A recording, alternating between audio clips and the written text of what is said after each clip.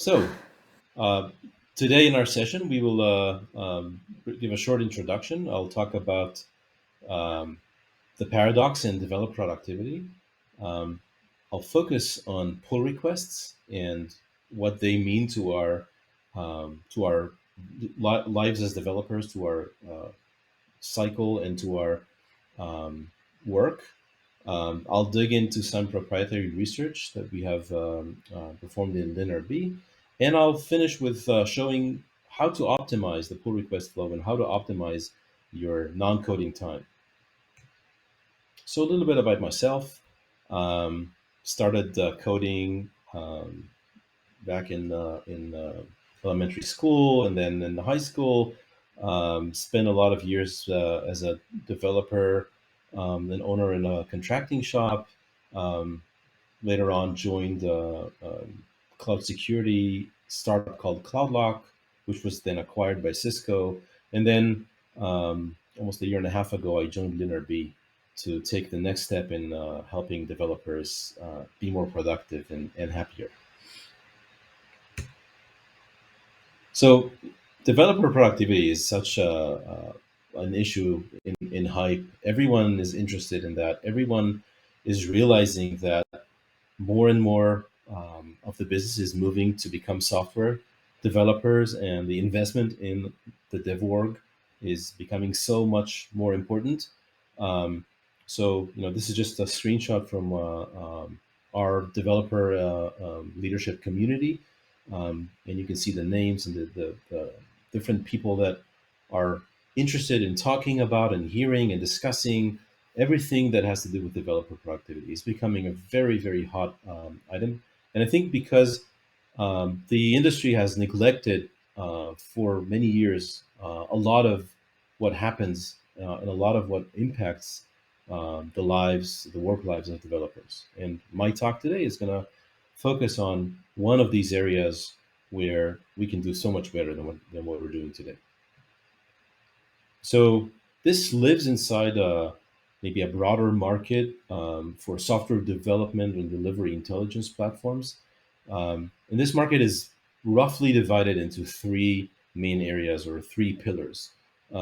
One is dealing with the business alignment. The developer organization and its leaders want to know that we are building and investing in the right things, that we are on time with our large projects, that um, uh, our work is going in the right direction. The other pillar is around pipeline observability, the developer pipeline, and this is about when we are executing, when we are adding new value through code. Are we doing this efficiently? Are we keeping a high level of? This is a concern that typically middle managers or owners of the dev org look inside and want to know that their engine, their organization is efficient. And finally, the third pillar, which my talk today lives squarely inside, is the actual optimization of the workflow. Are we making sure that our most precious resources and our most talented people, the developers, are actually building? They're free, and their main time is done creating value instead of pushing paper or doing other mundane tasks that are not needed or not crucial for the value creation. So, all three pillars together help organizations become much better at delivering value through software development. And I'm going to focus on workflow optimization in a specific part of that, the PR cycle. So, looking at developers and thinking about what it means, what am I talking about in productivity, or what is the impact of um, how we work to the productivity of developers. So our job as developers is to build code. We build code, we fix existing code, we refactor, we create infrastructure. All of this is value. But if you look at a typical developer's day, and this is, you know, widely happening across various industries, across enterprises and startups, even open source, a lot of our time during the day is not spent writing code or building code. There is so many other things that happen, like meetings and like making sure that our work is visible in Jira or whatever system we're using to for housekeeping. It's about code reviews. It's about helping my teammates with their items and making sure that we are pushing reviewed and high quality code to our code base. A lot of planning, a lot of retrospect or learning for the next iteration or week, designing, reviewing the designs, architecture, so many things that are not like directly coding. But if you look at the different types of behaviors and how people actually act during these different types of work in their workday, the coding and non-coding tasks are very different. Coding is typically something that I'm doing alone, async. I need to be in the zone. It's a creative process. I need to be thinking about what I'm doing. I hopefully have as few interruptions as possible. And when I'm in the zone, I can really code up a nice feature or fix a difficult bug or refactor a delicate system. On the other hand, if you look at all the other items, they are much more synchronous. You need several people together in a meeting, um, or they are responsive and time bound. You need to do things now. You need to respond to someone else. Um, if you're reviewing someone else's code, this is on one hand async in most cases, but there is some discussion or some back and forth going on. So a lot of all these other non-coding activities have a very different profile of like, how am I approaching this? Am I doing this alone or with other people? Do I need to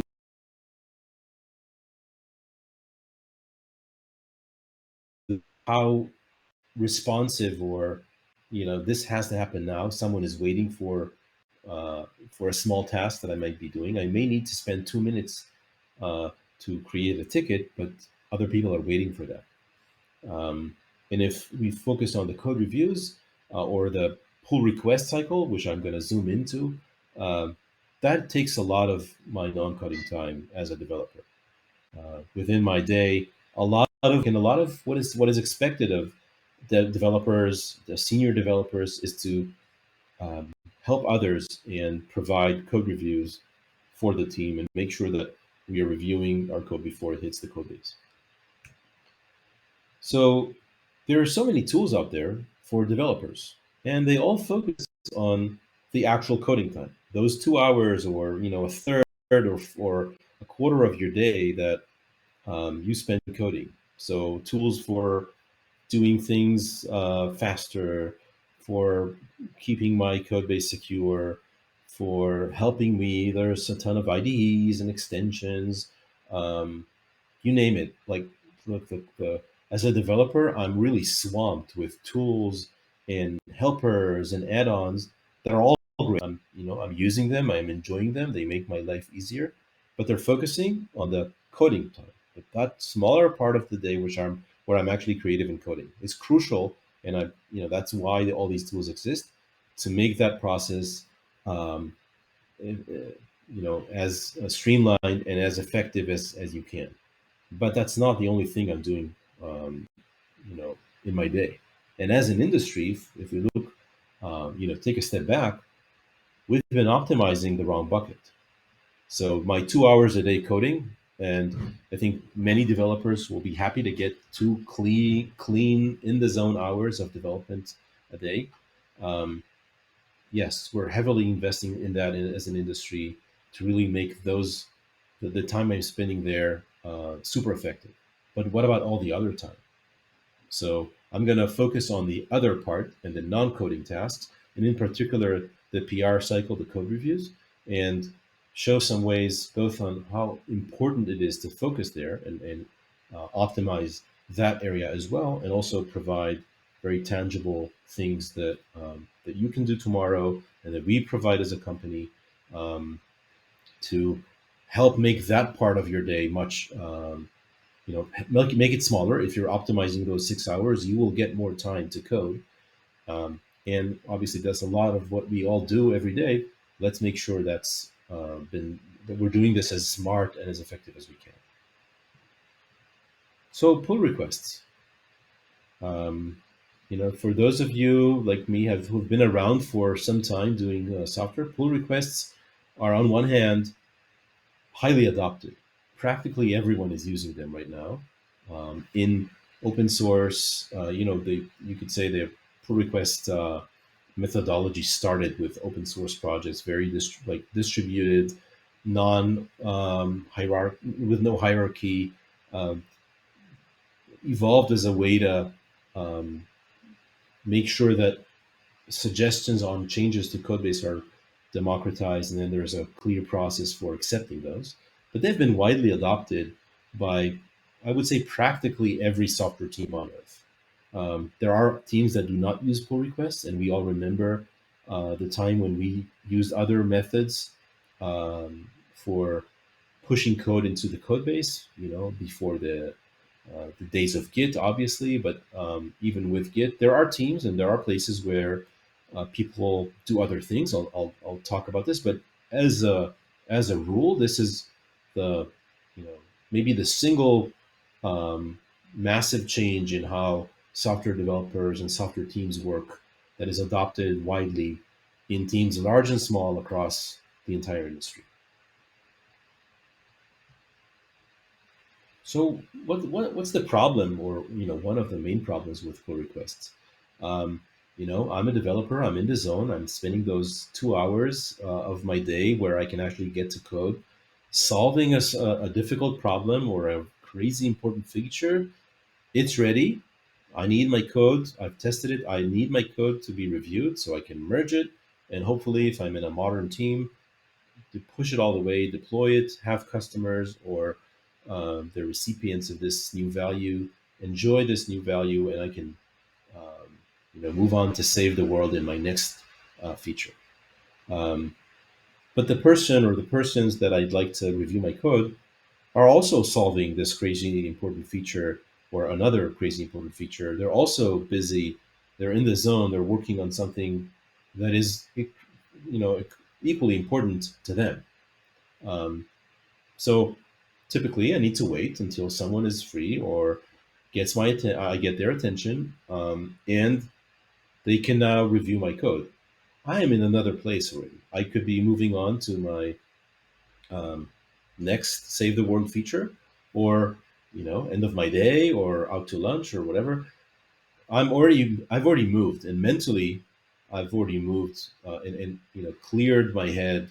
Unless this happens very quickly, I'm in another place. So this introduces a batch of problems, um, where I have to, for the review process to be effective, I have to reload all this context, and then I'll talk a little more in future slides about the details. But this is the crucial disconnect here. I really want to, this is the most important thing for me right now as a developer, is to get my PR merged. That's my next thing. That's when I'm done, at least for this part. And this is now my single priority, but that's not the priority of my peers.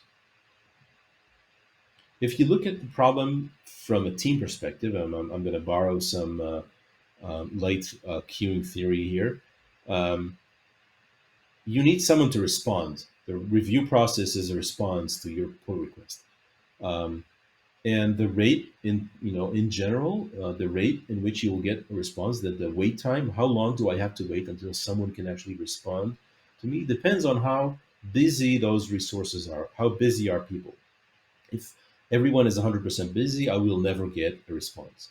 If people are, you know slightly less busy, I will get quicker responses. And the general theory shows that the wait time really jumps when you get close to the 100% busy.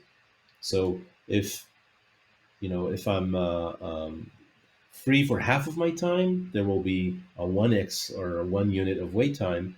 If I'm free for only 10% of my time, like the people responding to me, the busy resources are only free for 10% of the time, this will make the wait time jump by 9x. That's the ratio of free to or busy to idle time, and how that changes if you compare 50% to just 10% free. So on one hand, if everyone is free all the time, there will be no wait. Everyone can jump and respond to my pull requests. and everyone's happy. But we also need to optimize for throughput. People actually need to work. So finding that balance and the combination of how busy are people actually producing things, but also are they free enough to respond quickly so that I can be, finish my work and I can move on to produce the other thing. That is a crucial problem for the team perspective. And if you look at it from my perspective, from the developer, I just want to get my things done. I have finished an important feature. It's ready. It needs to be reviewed. Um, and all I care about is pushing this PR all the way. And if you look at this, is commonly um, um, described as cycle time. How long does it take the team to code something? That's the coding time. Then pickup is how long I'm waiting until someone starts to respond to my PR, basically picks it up from a queue or from a Slack channel or wherever that lives. Then how long does it take for the review process to actually happen? This is a back and forth, comments, new commits, whatever is required to get my PR to a mergeable state. And then deploy is what happens after merge and all the way into production. So cycle time is a way to measure these things, and something that teams want to drive down so that the value cycle is very quick. And the two central pieces here, pickup and review, are the PR review process and the PR cycle. I want, as a developer, the review process and the review cycle to be as quick as possible so that my work, which I've worked really hard on, this world saving feature, is now ready. I want pickup and review to be very quick so this is merged and we can move on and I can do more stuff. So I I said pull requests are ubiquitously adopted, but there are some other alternative approaches or views, and I'm going to talk about them and describe how they relate to our problem. So one view, and it's becoming it's getting some traction and some visibility, is just don't do this. Rely on your CI, rely on your tests, rely on your quality, and just push your changes directly to the trunk. Everyone works on trunk. People just push code and rely on infrastructure testing and general quality to save the day. No need to review other people's code, or no need to wait until people review my code. This is an approach that some elite teams are maybe able to live like this. Um, but there are so many benefits to pull requests. I'm going to talk about them in a bit. But this remains a very niche approach to delivering value and changes to your code base. The other view, the other alternative, is to say not all pull requests are the same, and there is some degree in which you can play around with the process and how the team and developers um, push changes to the code base to eliminate some of the problems that I've shown around pull requests. So this is, one way of one method here is this is called ship show ask, where ship is when the developer just pushes things directly to trunk, no pull requests, no need for anyone to look at the code. This can work for small items that I'm very, I have very good confidence um, in my small change. It's very well tested, and I can take the ownership and just push it to trunk.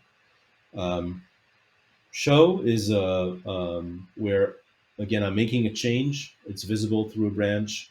There are enough guardrails to make sure that I'm going to be okay, and I can push it. I don't need to wait for anyone, but I can tell people, look what I've done, and they can review this, maybe provide comments after the merge. Again, non-blocking, um, lets me move on quickly, and for some of my work, this may be enough. And then ask is the usual pull request, where there is this discussion, feedback, and some gates before the merge. So this approach, and maybe even a more detailed continuum between just pushing code without any guardrails and a full-on pull request, maybe with multiple people required to approve the PR before we merge it. This is a way that I can see gaining more and more ground as people are able to make the distinction between like which code changes need which lane or which behavior. But this still requires um, pretty strong developers and a very good system to understand like how do I even choose here. Um, even after you apply this kind of method for those teams that are able to pull it off, a large part of your work will remain in the pull request cycle where you are waiting for someone to take a look at your work before you can merge it. So even if this method is, can mitigate some of the pull request cycle, a lot of your work, maybe half of your PRs, maybe a third, maybe two-thirds, will still live in the usual pull request blocking, where you need discussion and feedback, uh, that mode before you actually merge them. So, looking at the world and the number of developers, we're looking at 30 million new developers joining the industry in a decade or two. This is, they're not all going to be those elite developers that can push things to trunk on a distributed team, without any problems. Um, and pull requests, or that requirement to have someone look at my code before it affects the code base, this is here to stay. Even more so when we all know that teams are moving to, CI and CD. Code changes hitting the trunk are actually deployed very quickly. So you need more caution or more reviews before that. And we know that even if, very lightweight reviews, most code reviews, most PRs are pretty lightweight. They're not like a huge endeavor. It's a peer looking at my code and highlighting some problems they find. They detect a lot of the bugs and a lot of the um, you know subtle problems around maintainability, around technical debt are all found um, in that lightweight process. Um, so with so much benefits of having someone review the code, having a peer look at my code, and also a great way to onboard people to a team, to a new product, or to even as new developers by reading code and by responding and by getting reviews on my new code in a new system or a new team. So PRs are here to stay in some form. They are gonna remain as the main way in which developer teams across the industry push new code to the code base. So I want to dig into some some research based on data that we have collected in LinRB, across a wide range of teams, more than 25K developers and a ton of pull requests and reviews, to really drive home the point around what is wrong or what can we improve in the pull request cycle. So when we look at all the PRs across, again, large and small teams, different geographies, different industries, we have seen that if you look at a typical PR, half of the median of PRs, they are idle for half of their time. But from when the PR was created until when it was merged, the half of that time it's idle. Idle meaning no one is in the team is actually doing anything, or it's even in someone's mind or attention. And if you look at the top third or bottom third of the PRs, they're idle for almost 80%. So PRs are very async. A lot of wait time, a lot of idle time, where no one is actually working on them. No one is actually pushing them forward. Um, this is again after the code is finished. It's basically ready, and all it needs is the review, discussion, maybe some corrections to get merged. And we look at just that cycle. It's mostly idle. And when we zoom in, we look at what is happening in a PR cycle. We are talking about two different types of idle time for a PR. So the first is transition time. I am doing something and then I'm handing that off, and I need someone else to take the next step in the process. So if I open a PR, I need someone to comment. If that person comments, they need me to respond or to change, to make some changes to my code. This is transition time. And then the other type of idle time is distraction time, is when I start to work on something and then I do something else. I get distracted, interrupted. My day ends. I need to still continue tomorrow. And then I continue to work on that pull request. So I could be starting to review, but not finishing the review in a single sitting, um, or getting some comments, making some responses, then doing something else, then going back to making additional commits and fixes, and then handing the ball back to someone else. So that is distraction time, and they have different dynamics, um, and hurt the productivity in different ways. So transition is pretty simple, right? When you hand off some piece of work to someone else, this is almost by definition going to create some delay. We talked about the queue theory and why busy resources, uh, the busier they are, the more wait time I will have. This is transition time. Um, I need to get someone's attention. They need to be free for doing this. And with today's remote work or distributed work, getting someone's attention is even more difficult. It's not like we sit in the same office like we did a few years ago, and I can pull them over to look at my code, or shot over my shoulder to say, "Can you please review my PR?" Now this is all async communication, and harder to make to get someone's attention. Or they may look at this and say, "Okay, but not right now," and then forget. So I need to remind them. All this process of getting someone to respond to my request creates a delay. And then when people, you know, need to respond to work, um, you know, initially they get like, okay, it's a PR.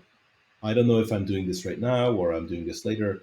And what we've seen is very clearly, if this is a large request, like I click into the PR as a reviewer, I see a bunch, a wall of red and green. Okay, that's too big for now. I'm going to push it off. Let's do it later. So I start going into that review and then I quickly back off saying, too large for me right now, too complex, too many files. I'll do it later. Again, transition time is clocking here. And the longer the delay, the longer this is idle between people. Um, Now the review is already going to be late for that original developer. They are already, like, it's not in their minds already. They have to, when they read the review, which is coming in a few hours or a few days later, they need to remember, what have I done here in this code? What do they mean? It's like reloading the whole context. It's a context switch, and humans are even worse than many machines at context switching and reloading. Um, and eventually, if I've worked on this crazy feature today and I'm getting the review in 3 days, this will lower the quality. This will lower my ability to understand uh, what the reviewer wants, and to really, either I really dig into this again, or I just, do a not as great a job in terms of quality. If I'm looking at distraction time, which is when I start to do something and then move to something else and go back. Again, why does this happen? There's interruptions. Um, People get interrupted by meetings, or by unexpected tasks, or by lunch, or the end of their day. Um, if this is a large review, I may not be able to start and finish it in those 15 minutes I now have between meetings. Or if this takes 2 hours, maybe I do not have those 2 hours straight to finish the very complex review. So long tasks will get broken, and I will get distraction time. And people also need to sometime change what they're working on. Um, Maybe thinking hard about a problem, then moving to something else and going back. But again, this creates a cognitive reload tax for me as the person working on this. I need to reread the code, like read it again, read the comments again. And with every cycle in the code review, sometimes we see PRs living on for days or even weeks with some comments, and then I made some changes. And then you look at the longer um, those steps are, taken, the longer idle time we have between them, the more work it is for everyone involved to reload, get back into understanding this, what is this all about, and taking the next step. So everyone gets has a much easier job if this is all compressed, and though it's only been 30 minutes since I finished working on the feature, and now I can already look at the review and the comments. And going back to our research, if we look at, there is a specific waterfall event, if you like, there is a cliff. If your PRs are going to span more than one day, more than the workday, so if you start a PR on Monday and it's not getting those reviews and getting merged in Monday, then now we're in the land where half of the PRs are going to be idle for 80% of their time. So once you've crossed that cliff, things are going to be much slower. And this is even when taking into account, removing the nighttime, the non-work hours. I'm talking about workday hours. And still, once you have passed, the PR has been slept for a night, this is going to take much longer. So there is a crucial um, uh, benefit to get if you're able to compress your PR cycle to start and finish in the same day. It's not always possible for all PRs, but there's a huge gain and a completely different behavior once you cross that first day. So yeah, ensure and to get into that zone, you need to make sure that your PR gets picked up quickly. If it gets picked up within an hour, picked up meaning someone begins to review it, you will have so much more chances of being like a same day PR and have much less idle time and a much more efficient back and forth between the people until it's ready to be merged. So now I'm going to talk about, okay, how do we actually pull this off?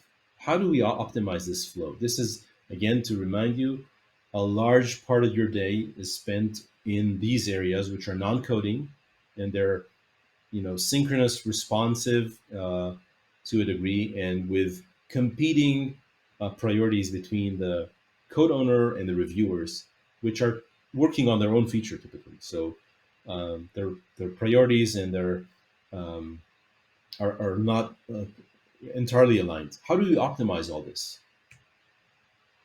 So one important thing to do is move some of the work as much as you can from the reviewer, which is a busy resource, someone you have to wait for, and which has to make some kind of context switch to help you. Move work from them to you. You are the owner of the PR. You are the non-busy resource. This is your main priority. You are the one waiting for others. If you can take some of their work to your side, you will have a much better response rate and a much faster cycle. So if I'm, finished working my crazy important problem or feature, if I can spend, maybe I spend 2, 3 days hammering at this feature, why don't I spend another 10 or 15 minutes to really package the PR and make it all that easier to review? This could be about the actual description of the PR. This could be about breaking a large PR into multiple ones that can be reviewed and deployed um, independently. Ideally, I've done that from the start because I know that small PRs are much easier to handle. So whatever I can do to make the work for the reviewer easier and make it like a 5 minute or a 15-minute review instead of an hour review, because I've done some more work. It may be the same amount of work, but it's so much more efficient when I'm doing it because I'm not the one in the busy cycle and I'm not the one that needs to, that someone is waiting for. So every minute of work that you move from the reviewer to the coder is a net gain for everyone and will make your cycles much faster.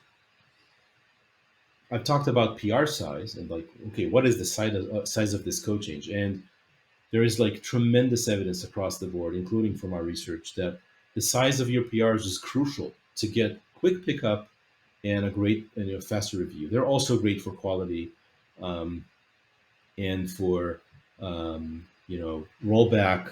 So risk to your code base, risk to your live application.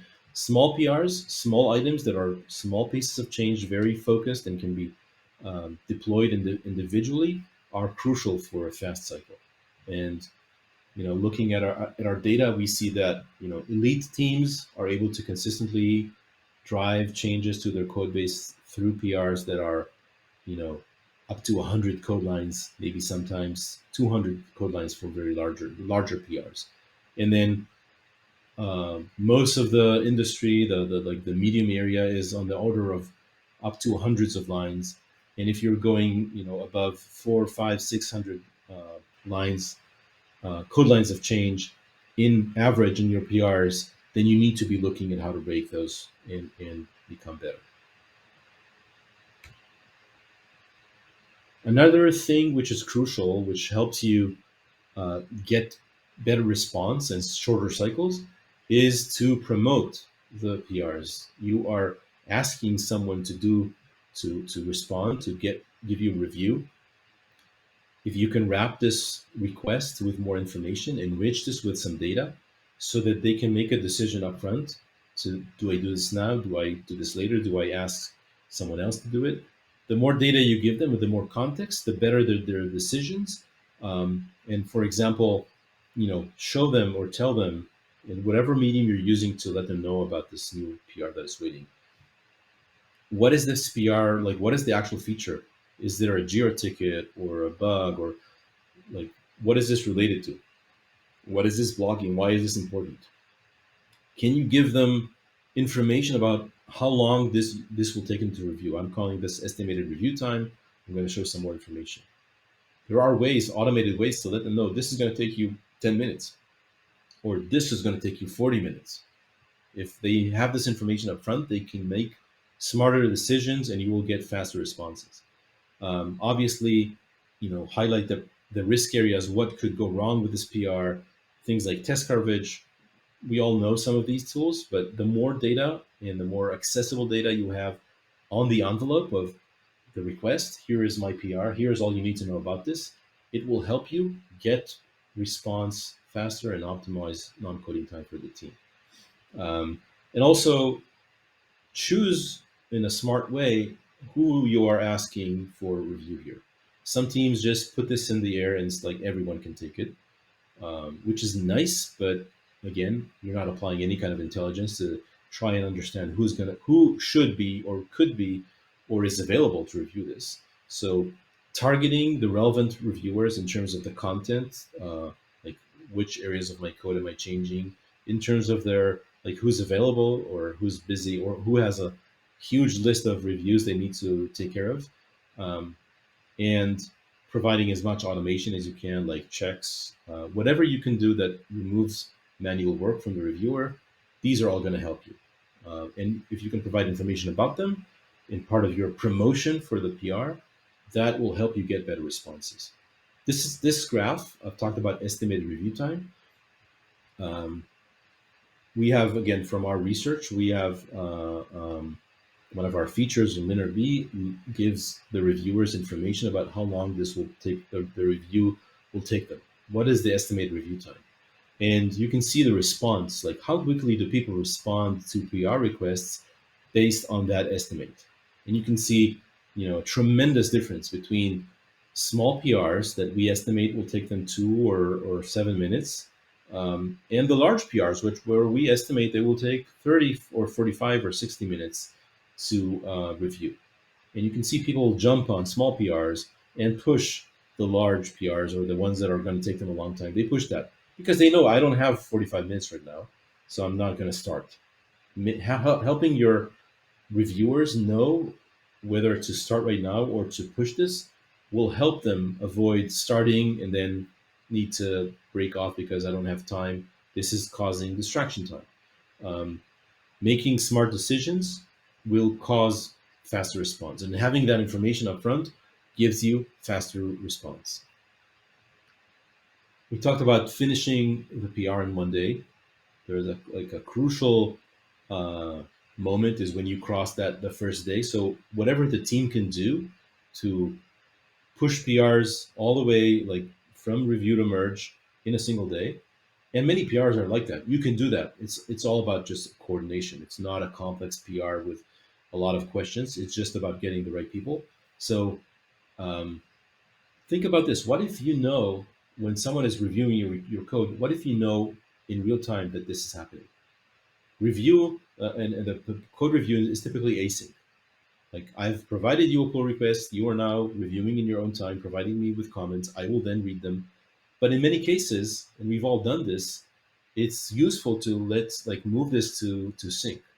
Take the async process and move it to sync. If the two people can choose, and they need to first of all know that they're like this is happening right now, if they can choose to move this into a sync process, in some cases, this can save so much time and energy and quality of the review. Like, okay, let's just sit together for 5 minutes, and I'll ask you my questions, and you'll explain what you did here, and we can finish the review in a third of the time if this is if becoming sync.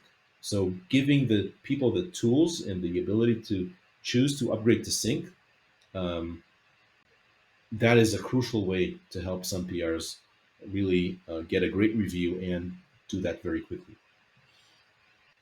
So, how does Linear help to optimize non-coding time?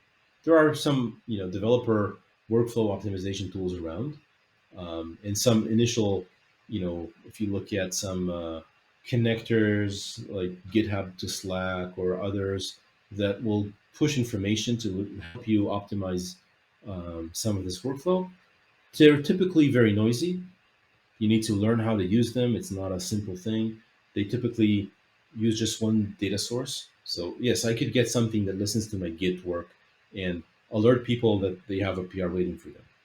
But if it's only looking at a single data source and not looking at the entire set of tools and data sources for my dev process, for example, combining the Git activity with my Jira tickets, it's going to be lacking in context. And they're all pretty much working in a very technical same way for every developer. There's a new PR, you get an alert.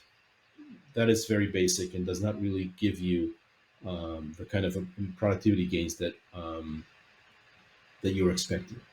What we do in Linear B, again, this is our approach to solving the PR process and the inefficiencies here. We have a smart bot we call Worker Bee. This is a bot that lives in your Slack or MS Teams, and will let you know about the new activity and new context that you can now act on, to reduce that idle time and reduce the inefficiencies of the cycle. So, adopt it to how you actually work, learns how you work, gives you the context like estimated review time upfront. So when I assign or request someone to review my code, they get an alert with all the context they need. They don't have to even click into GitHub to know that they have or do not have time for this right now. They can respond very quickly, or snooze this or put this into their workflow. Um, so we've moved work from the reviewer. We've provided much more context, and now they can make a much smarter decision. And we've also cut away the communication gap and the reminder gap between people. Um, Other small things that all live in this area are, oh, yeah, someone has approved my PR. I can, how do I know that this happened, and then go and merge again? This is all about communication, giving me all the context, letting me just finish the work directly from where I'm already in, where I live. I've saved a few seconds for every PR, or more if someone approved my PR and forgot to tell me. So all of this is of the same flow. Help my developers, or help me as a developer, do the next thing quickly, avoid moving between systems, and avoid context switches. This is another great example of pushing context into the PR envelope, basically the request. If I have a very small PR, I don't have to ask you to go to GitHub to take a look at the diff. I can push this diff directly into your Slack message, so you can make an approve. There are so many PRs that are like a 30-second approval process.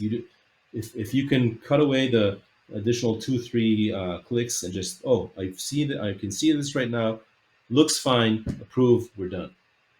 So all of these seemingly small things, again, provide more context, help me make a smart decision, help me respond very quickly even if I'm busy.